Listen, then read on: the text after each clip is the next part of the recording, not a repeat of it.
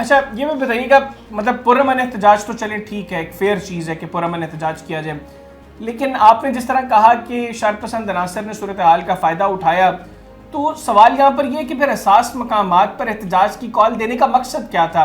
یہاں پر دور اندیشی کا مظاہرہ کیا جا سکتا تھا، مطلب آپ ادروائز احتجاج کی کال دے دیتے، تو آپ کو نہیں لگتا کہ دینی نہیں چاہیے تھی حساس مقامات پر احتجاج کی کال، اور مطلب دوبارہ اس طرح کی کوئی کال دی جا سکتی ہے؟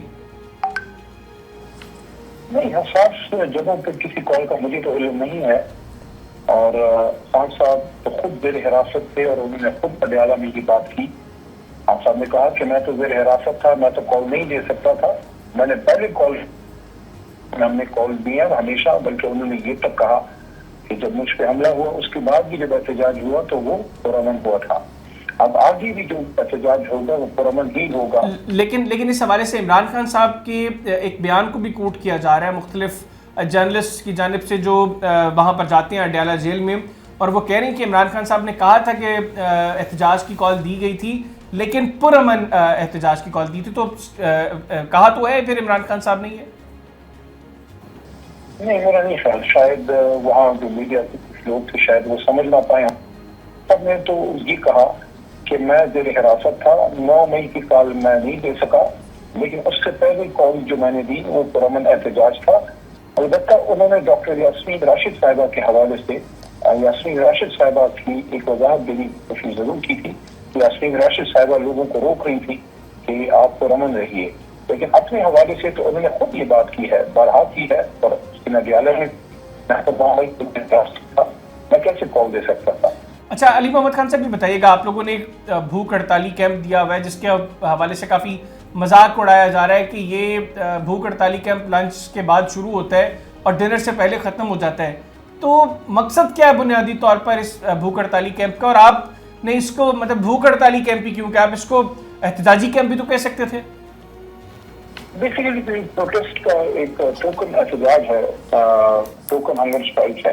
پراپر ہنگر اسٹرائک تو ہم سب کو پتا ہے کہ وہ تو پھر اسٹارٹ ہوتی ہے، اس کے بعد تو کافی دیر سے کیا وہ چلتی ہے. فل لارج اسکیل ہنگر اسٹرائک کرنی ہوئی، اس پہ باقاعدہ مشاورت کرتے تھے، پورے ملک میں اس کو کیا جائے گا. یہ تو ایک ٹوکن ہنگر اسٹرائک ہے، عوام کی بھوک ہڑتال ایک کیمپ ہے. مقصد آپ نے پوچھا تو مقصد یہ ہے کہ یہ جو ظلم ہو رہا ہے ملک کی سب سے بڑی جماعت کے ساتھ، ہمارے ورکرز کو اٹھایا جا رہا ہے، پرامن پاکستانیوں کو، اور ان کو دہشت گرد کہا جا رہا ہے. پرامن سوشل میڈیا ورکرز جو ہیں وہ اگر اپنی رائے کا اظہار کرتے ہیں، ہم ان باس کی بات نہیں کرتے، ہم ان لوگوں کی بات نہیں کرتے جو ہمارے ادارے یا ملک کے خلاف آتے ہیں. اس کے تو آپ بھی، میں بھی، ہمارا ادارہ بھی، ہم سب ان کے خلاف. بالکل ٹھیک. لیکن پولیٹیکل ورکر جب اپنی رائے کا اظہار کرتا ہے تو کیا اظہار رائے کی آزادی میں آپ اختلاف رائے نہیں کر سکتے؟ کیا اختلاف رائے کو دہشت گرد کہیں؟ تو جس طریقے سے ہمارا سینٹرل آفس سیل کیا گیا، ہمارے کارکنان کو جو ہے وہ گرفتار کیا گیا، رؤف حسن سروائیول کو ایک بہت ہی بوگس قسم کے الزامات ہیں انہوں نے پکڑا ہے، اور اس کے ساتھ ساتھ خان صاحب 300 دنوں سے بے گناہ جیل میں ہیں. سارے ان کے کیسز آپ مجھے بتائیے نا، جن کیسز میں آپ نے ان کو پکڑا اس میں تو بری ہو گئے. تو یہ جو 350 دن آپ نے ان کو سائفر میں، توشہ خانے میں، عدت میں رکھا ہوا تو کلیئر ہو گیا.